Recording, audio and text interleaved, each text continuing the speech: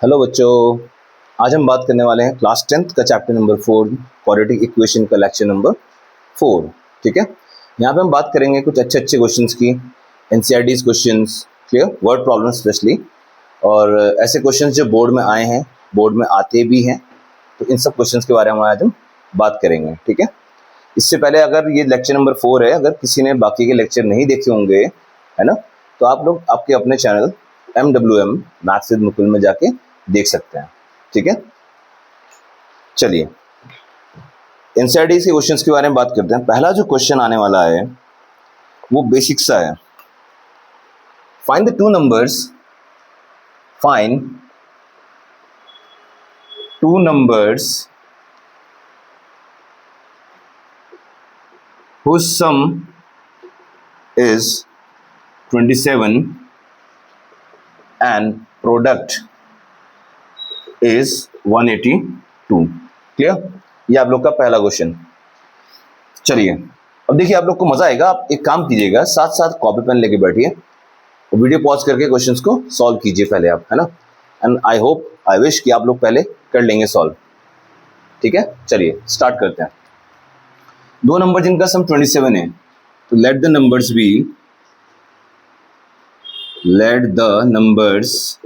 B, एक हो जाएगा x, दूसरा हो जाएगा हमारा 27 माइनस x। क्लियर है ना, पता है ना, दो नंबर का सम 27 है, एक x होगा, दूसरा वाला 27 माइनस x हो जाएगा। अब इन्हीं दोनों का प्रोडक्ट क्या कह रहा है, वो मल्टीप्लाई 182।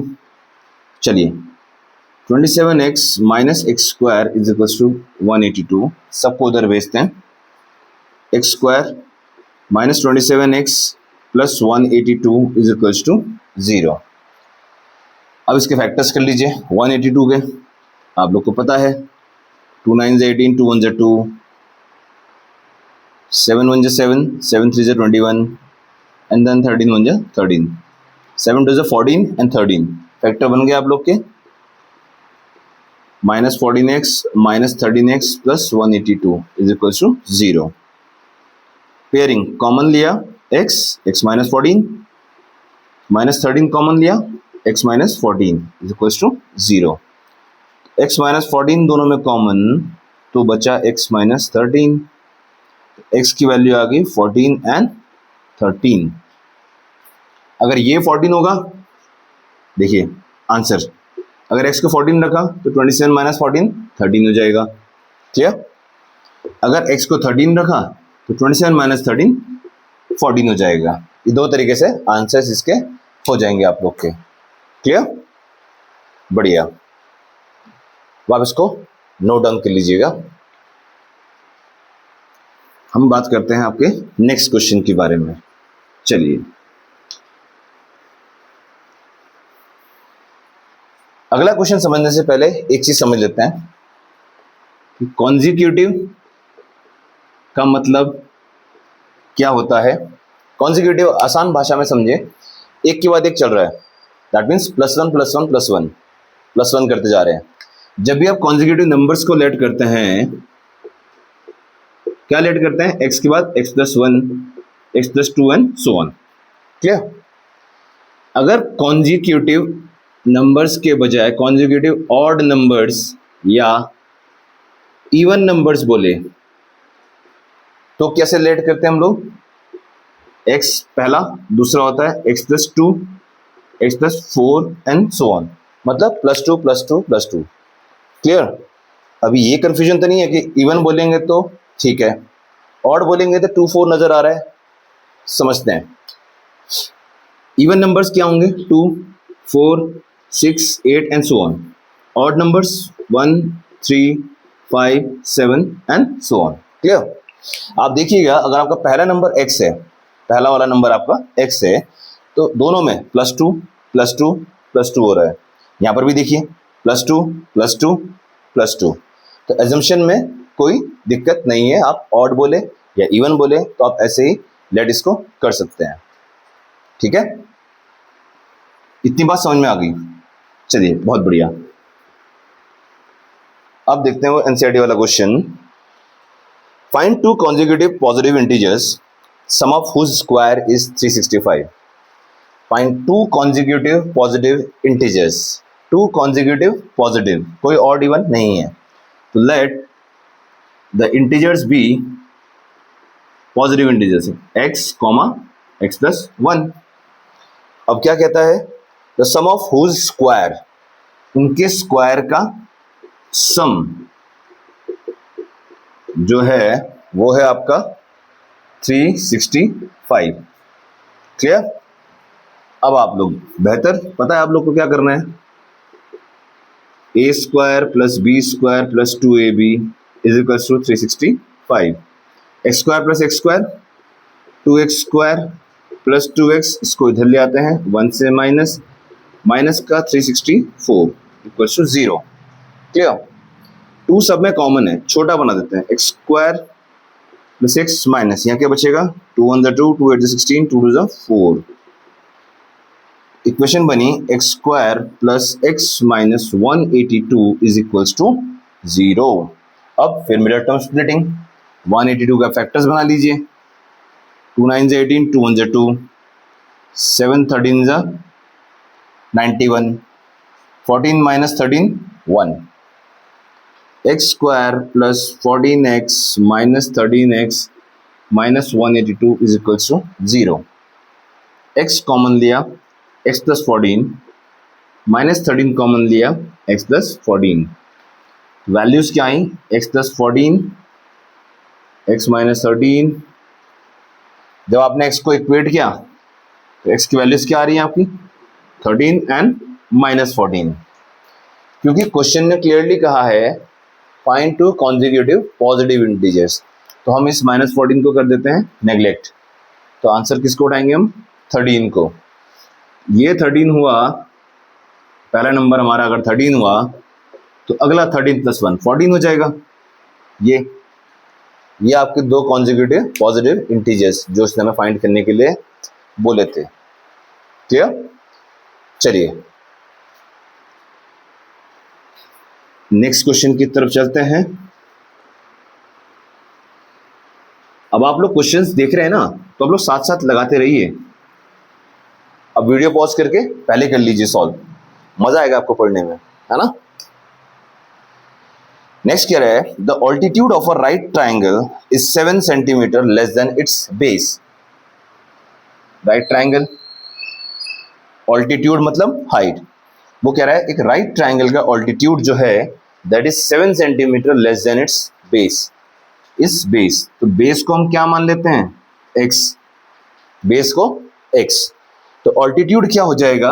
7 सेंटीमीटर लेस कह रहा है, that means x minus 7. Clear? And hypotenuse उसने दिया है हम लोग को 13. बस अब तो हो गया जी काम. अब तो आप सब लोग स्मार्ट हैं, है ना. आप लोग क्या करेंगे? पाइथागोरस. क्या करेंगे? पाइथागोरस. चलिए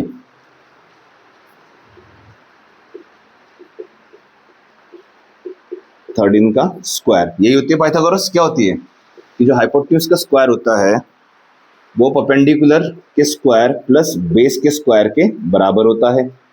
बस वैल्यूज लगा दीजिए. अब फॉर्मूला खोलते हैं.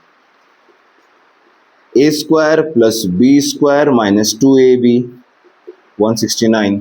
X square plus x square 2x square minus 14x 49 minus 169, तो माइनस का 120 हो जाएगा ये इधर आके. ठीक है? अगेन 2 कॉमन है, छोटा कर दीजिए. X square minus 7x minus 60 is equal to 0. तो x square minus 7x minus 60 is equal to 0. अब इसके मिडिल टर्म स्प्लिटिंग कर लेंगे. 12 5 60 and 12 minus 7 is 12 minus 5 is 7. Again अब x common, x minus 12, 5 common, x minus 12, x minus 12. अगला बना x plus 5. x की value है 12 and minus 5. ठीक है? साइड नेगेटिव नहीं हो सकती, तो माइनस 5 को हमने नेग्लेक्ट कर लिया. तो हमने सिर्फ किसको उठाया? 12 को. तो चलिए लगा दीजिए. बेस क्या हो जाएगा? 12 ये क्या हो जाएगा, height 12 minus 7 is 5. Clear, 12, 5 and 13. This is the required answer. समझ आया? आप लोगों ने कर दिया होगा पहले सॉल्व, है ना? बढ़िया. चलिए फिर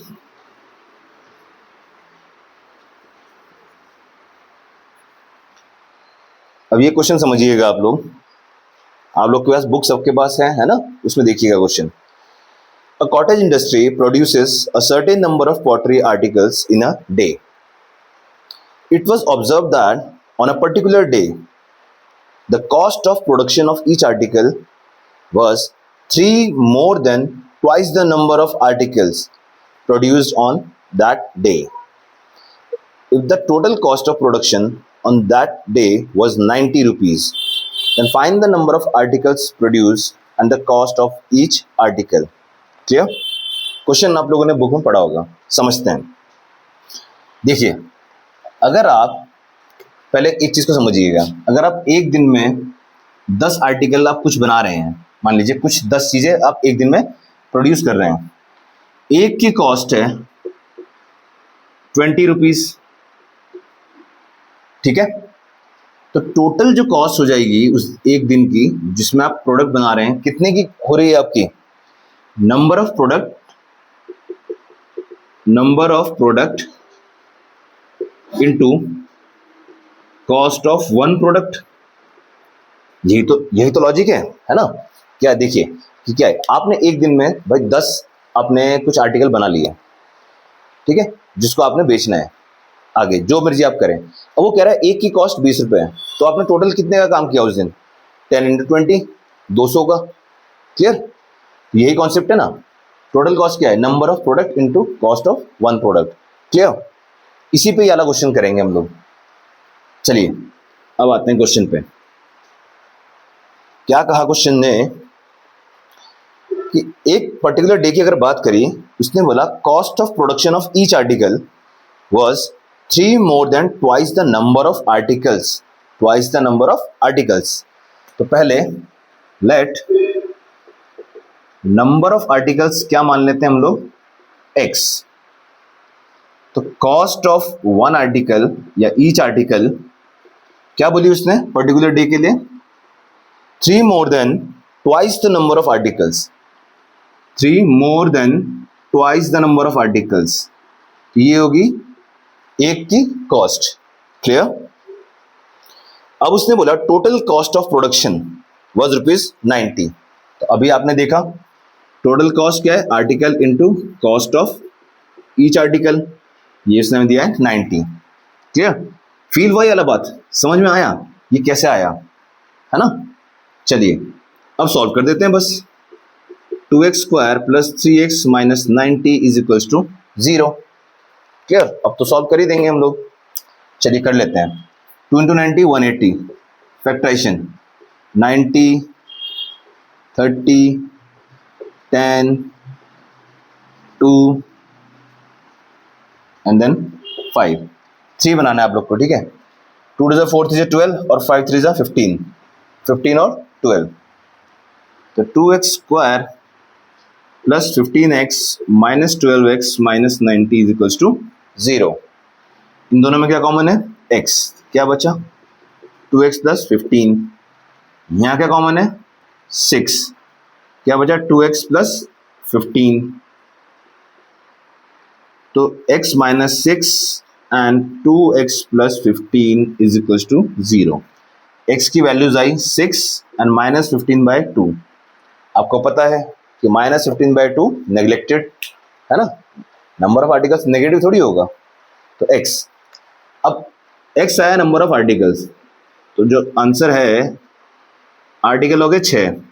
कॉस्ट ऑफ वन आर्टिकल क्या होगा? यहाँ लगाओ 6. 2 × 6 = 12 + 3 15. ये समझ आया? बढ़िया.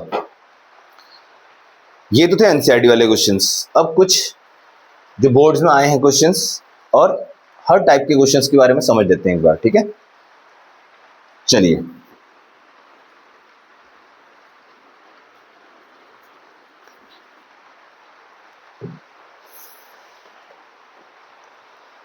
अच्छा, इस क्वेश्चन को समझने से पहले ये समझते हैं। देखिए, आपने नदी देखी होगी, सबने देखी है नदी, और ये जनरल सी बातें हैं भाई। यहाँ पर आप एक बोट चला रहे हैं, ठीक है, थोड़ा सा यार आप लोग समझ जाइएगा, बस ये ड्राइंग ऐसी है, ठीक है, कॉन्सेप्ट को फील कीजिएगा बस। आप एक बोट चला रहे हैं, बोट की स्पीड मान लेते हैं कुछ है x, पानी की स्पीड या स्पीड ऑफ स्ट्रीम या करंट, स्पीड ऑफ करंट भी कुछ है आपकी y मान लेते हैं, है ना। बोट समझिए, या फिर ऐसा समझिए कभी नदी में तैर रहे हैं हम लोग, तो जब हम नीचे तैरते हैं तो हम बहुत तेज बहते हैं, है ना, तो उस टाइम क्या होता है, स्पीड जो है दोनों की जुड़ जाती है। जब हम ऊपर आते हैं, जब हम ऊपर तैर रहे होते हैं उल्टा, तो ये हमें रेजिस्ट करता है ना, तो स्पीड क्या हो जाएगी, इसमें से इसको क्या कर देंगे हम लोग माइनस, बोट में से या हम तैर रहे हैं हमारी स्पीड में से करंट की स्पीड को माइनस। इतनी बात क्लियर है, ठीक है। अब आते हैं क्वेश्चन पे।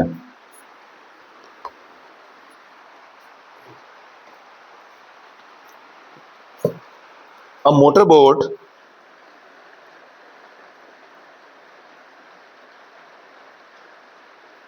whose speed in still water is 9 km/h goes 15 km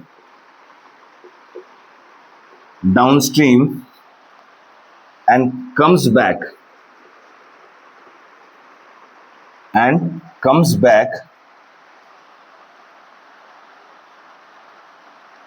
to same spot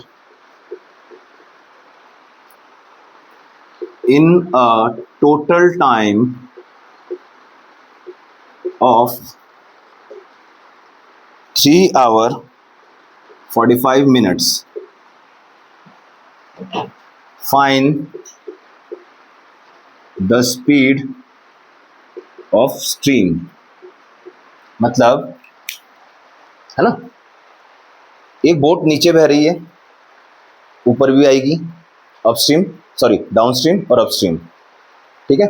boat की स्पीड इसने कितनी बोली, 9 km/h है। अब हमें पानी की स्पीड निकालनी है, पानी की स्पीड को हम क्या मान लेते हैं, let the speed of stream be x km/h, ठीक है जी। अब समझते हैं, देखिए डाउनस्ट्रीम जाएगा तो क्या होगा, स्पीड प्लस, अपस्ट्रीम आएगी तो स्पीड माइनस, और कौन सी minus, boat minus stream, boat plus stream, boat minus stream. ये समझिए, टाइम का फॉर्मूला क्या है, डिस्टेंस अपॉन स्पीड। टाइम क्या है, डिस्टेंस अपॉन स्पीड, क्लियर। अब वही समझते हैं, 15 किलोमीटर नीचे गया, कितना टाइम लगा उसको, जो टाइम है डाउनस्ट्रीम का कितना हुआ, distance 15, speed boat plus stream, ये टाइम लगा उसे नीचे जाने में। अगर ऊपर आने की बात की जाए तो डिस्टेंस अपॉन स्पीड, यही तो हुआ, ऊपर आते हुए माइनस हो गया, बोट माइनस स्ट्रीम, क्लियर। चलिए अब छोड़ देते हैं इसको यहीं। उसने क्या बोला, total time 15/9 + x plus 15/9 - x, 3 hours 45 minutes। 3 hour 45 minutes को हम कैसे लिखते हैं, आवर्स में चेंज करके, 345/60, ये आप लोग को आता है ना। अगर मिनट्स को आप आवर्स में चेंज कर रहे हैं, कैसे करते हैं, अपॉन 60, वही चीज़ हमने करी है। सिंप्लीफाई कर लेते हैं, 5 9 45, 5 12 3 3 9, 3 4 12। तो बेसिकली ये जो टाइम है ये बना 3/4, 4 3 12, 12 + 3 15/4 एक्चुअल में, समझ गए। चलिए अब सॉल्व, 15 कॉमन लिया यहाँ, ये बना 1/9 + x plus 1/9 minus x is equals to 15/4। ये ऐसे बना, 15 से 15 कट गया। ठीक है, आगे यहाँ कर देते हैं, चलिए। ठीक है, एलसीएम ले लूंगा, यहाँ नीचे हो जाएगा a plus b into a minus b, a plus b a minus b, it is a square minus b square, 9 minus x इधर प्लस 9 प्लस एक्स इधर इक्वल्स टू 15 हट गया तो 1/4। ठीक है, यहाँ पे क्या कटा x, 18/81 minus x square is equals to 1/4। Cross 81 minus x square is equals to 18 4 जा 72, एक्स स्क्वायर उधर गया, 81 माइनस 72, एक्स स्क्वायर हो गया आपका 9, तो x की वैल्यू प्लस माइनस 3। लेकिन अब आप लोग समझदार है, होशियार है, स्पीड कभी भी नेगेटिव नहीं होगी। तो एट लास्ट आंसर क्या होने वाला है, speed of stream is 3 kilometre per hour. समझ आया ये क्वेश्चन? ये अच्छा क्वेश्चन है, ये बोर्ड में आया हुआ क्वेश्चन है ना? इस तरीके के क्वेश्चन आ जाते हैं बोर्ड में। चलिए, इसको आप इसको पॉज करके नोट डाउन कर लीजिएगा।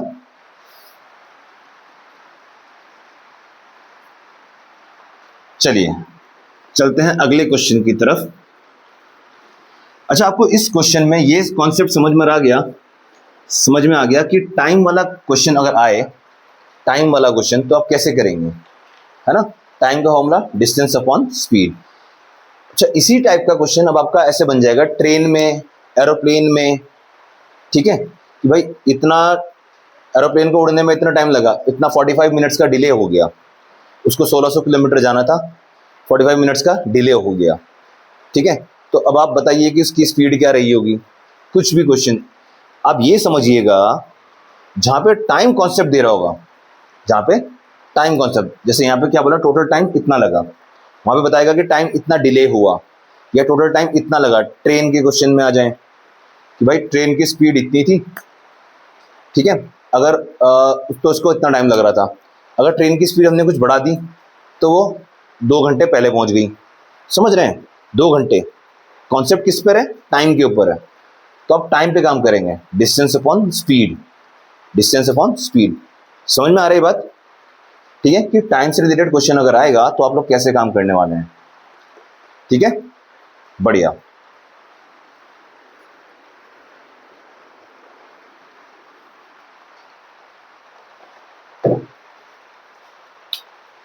अब एक क्वेश्चन चलिए वैसा देख लेते हैं, एज वाला। अच्छा, क्वेश्चन देखने से पहले सिंपल सी चीज, एज के केस में मोर मतलब प्लस, लेस मतलब माइनस। आई मीन एज में नहीं, एज में हो जाएगा कि like 8 years from now, 8 years hence.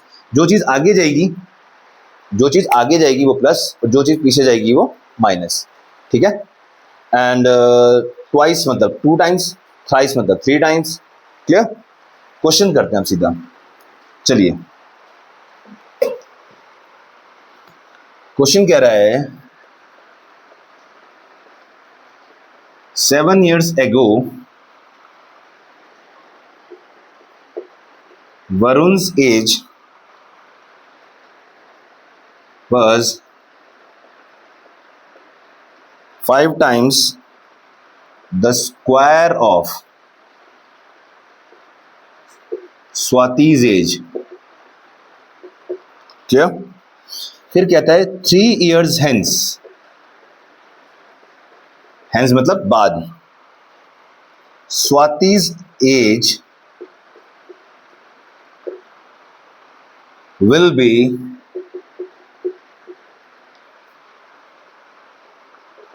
2/5 of Varun's age। Then find their present age. ठीक है, ये क्वेश्चन है। क्या कहता है क्वेश्चन, चलिए समझते हैं, मजा आएगा। 7 साल पहले वरुण की जो एज थी that was 5 times the square of Swati's age. पहले समझते हैं 7 years एगो।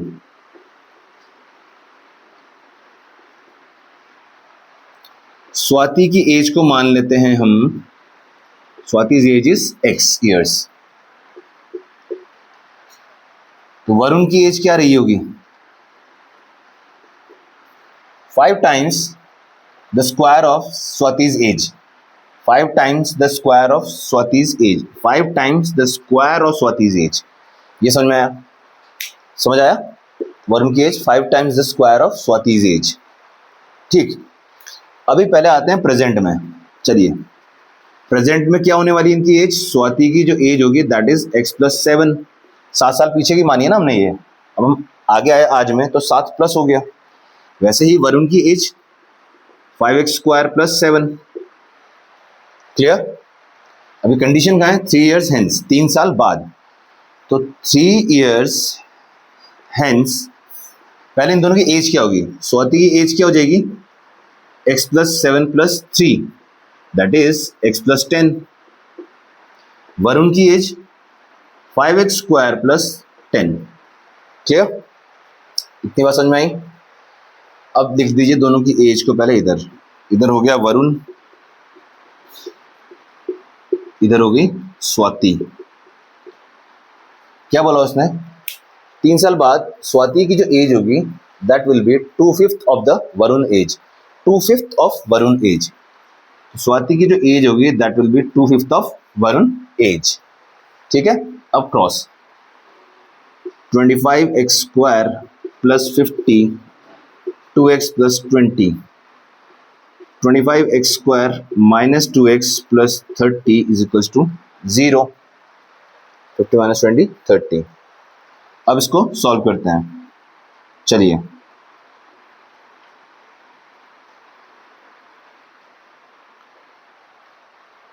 उससे कर दूं, क्वाड्रेटिक से कर देता हूं। चलिए -b + -√b² - 4ac, 4 × 25 × 30।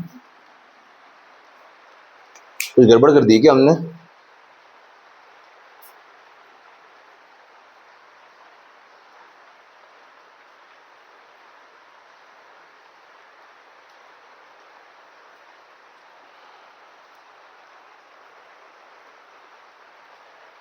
अरे यार,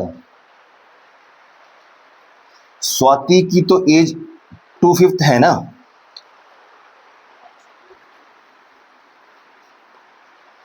गलत जगह लगा दिया मैंने। ये ऑलरेडी इसकी 2/5 है, ये ऑलरेडी इसकी 2/5 है, और मैंने 2/5 भी उधर ही लगा दिया। ये गड़बड़, ये तो मुझे इधर लगाना है ना, समझे?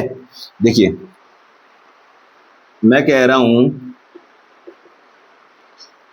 ये इसका 2 टाइम्स है, ये इसका ट्वाइस है, 2 टाइम्स है।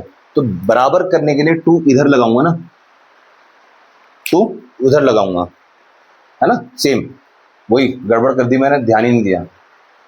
Swati's age is 2/5 of the Varun age, तो 2/5 वरुण में लगाऊंगा ना कि स्वाति में।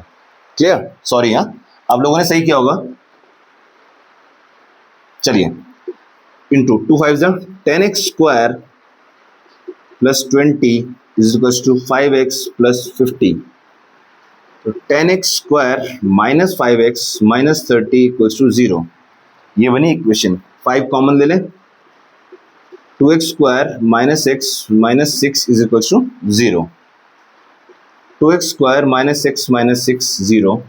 अब आप सॉल्व कर दीजिए, 6 × 2 = 12, तो -4x + 3x, 2x कॉमन लिया, x - 2, 3 कॉमन लिया, x - 2, तो x - 2 एंड 2x + 3 = 0। x की वैल्यूज आ रही है 2 एंड -3/2। अब आपको पता है, आप लोग स्मार्ट है कि एज नेगेटिव या फ्रैक्शन नहीं होगी। तो 2, उसने हमसे क्या पूछा है, the present age, present as.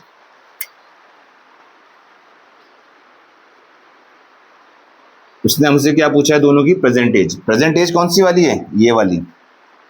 यहां पे लगाना हमने x को 2, तो जो स्वाति की एज हो जाएगी 7 + 2 9, वरुण की जो एज हो जाएगी 2 × 4 4 5 20, 20 + 7 27। ये आपका रिक्वायर्ड आंसर हुआ। ठीक है, कंडीशन समझ में आ गई ना, कैसे होता है काम एज को लेकर। बहुत बढ़िया।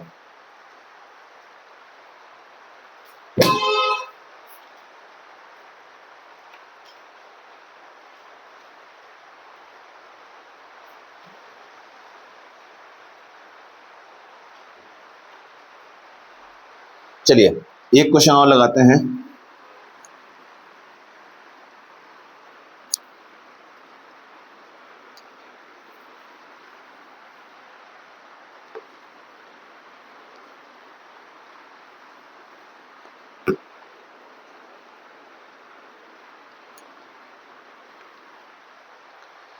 अब एक कॉन्सेप्ट समझते हैं 2 डिजिट नंबर वाले। 2 डिजिट नंबर, मान लीजिए 25 एक नंबर है। पहले हम पहले पढ़ते थे एक्सपेंडेड फॉर्म, है ना, 8th क्लास में पढ़ा होगा शायद। एक्सपेंडेड फॉर्म प्लेस क्या है, वंस टेंस। एक्सपेंडेड फॉर्म कुछ ऐसा बनता था, टेंस प्लेस वाला 10 से मल्टीप्लाई, 5 प्लेस वंस प्लेस वाला 1 से मल्टीप्लाई। देन आपका इसको लिखते थे 20 + 5, देन इट कम्स एज 25। ये बात क्लियर है। तो this is a kind of expanded और ओरिजिनल नंबर, है ना। तो चलिए क्वेश्चन से समझते हैं, और ये ध्यान रखिएगा यूनिट और टेंस प्लेस के बारे में। ठीक है, क्वेश्चन है a 2-digit number is such that the product of digits, the product of its digits is 18, is 18। कहता है when 63 is subtracted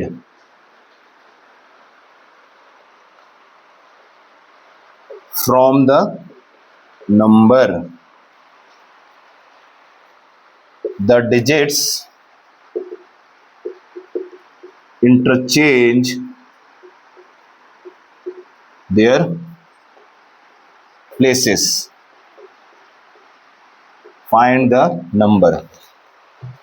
ठीक है, 2 डिजिट नंबर, 2 डिजिट नंबर इस तरीके से कि उनके डिजिट्स का जो प्रोडक्ट है, उनके डिजिट्स का जो प्रोडक्ट है दैट इज 18। अब अगर 63 जो है उस नंबर से माइनस कराएं तो जो डिजिट्स हैं उसकी वो इंटरचेंज हो जाएंगी, इंटरचेंज। क्लियर, समझते हैं। चलिए सॉल्यूशन पे आते हैं। लेट द यूनिट डिजिट, क्योंकि दोनों डिजिट्स की बात करनी है हमको, बी एक्स। अब समझिएगा 2 डिजिट है यहाँ पर, ऐसे ऐसे, इन दोनों का जो प्रोडक्ट है वो कह रहा है वो 18 है। इन दोनों का जो प्रोडक्ट है वो 18 है। अगर यूनिट प्लेस को मैंने x मान लिया तो ये वाला वैल्यू क्या होगा, 18/x, 18/x। समझ में आई बात। 2 डिजिट्स का जो प्रोडक्ट था, उनके डिजिट्स का जो प्रोडक्ट था वो 18 है। यूनिट प्लेस को x माना, टेंस प्लेस क्या निकला, 18/x। क्लियर। चलिए तो टेंस डिजिट क्या होने वाली है, 18/x। इतनी बात समझ में आई। इसके हिसाब से जो ओरिजिनल नंबर बनेगा हमारा, ओरिजिनल नंबर वो क्या होगा, 18/x वाला इंटू होगा 10 से, क्योंकि टेंस प्लेस पर है, x इंटू होगा 1 से, तो नंबर बना 180/x प्लस x। क्लियर बात, ये ओरिजिनल नंबर। अब उसने क्या बोला,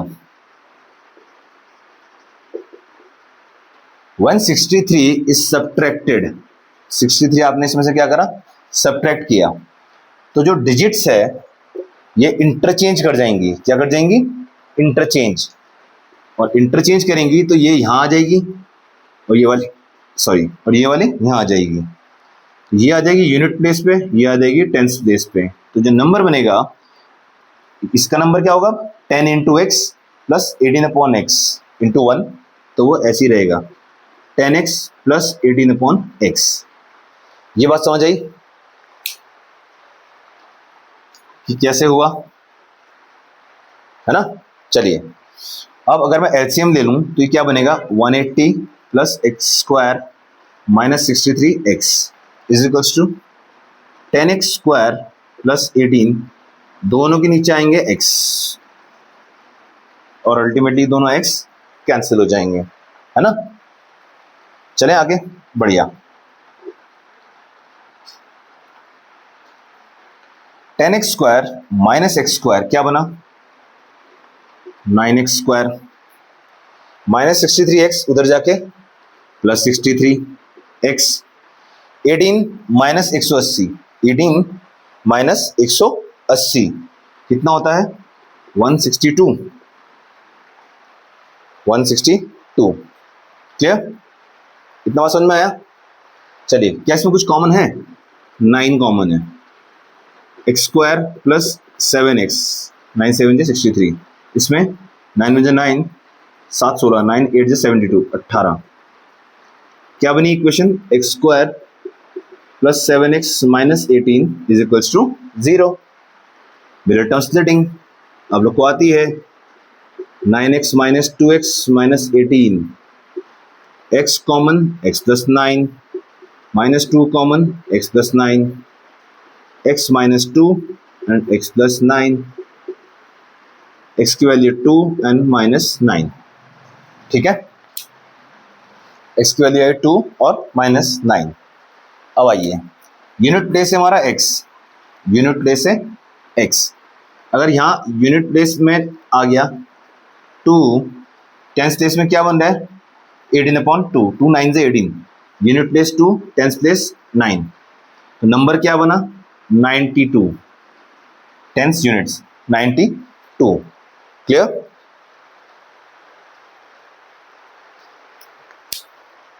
ये बात समझ आई आप लोग को।